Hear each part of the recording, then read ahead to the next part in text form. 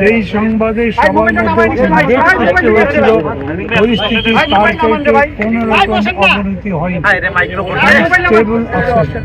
তারা কোনো আশাবাদের কথা বলছেন না, কিছু বলছেন না, কিন্তু বলছেন গত কয়েকবারের মতো যেরকম তিনি খুবই ক্রিটিক্যাল অবস্থা থেকেও আবার ফিরে এসছেন, উনি ক্রিটিক্যাল অবস্থা থেকে স্টেবল হয়েছেন, ভবিষ্যতের জন্য দোয়া করে রাখছেন।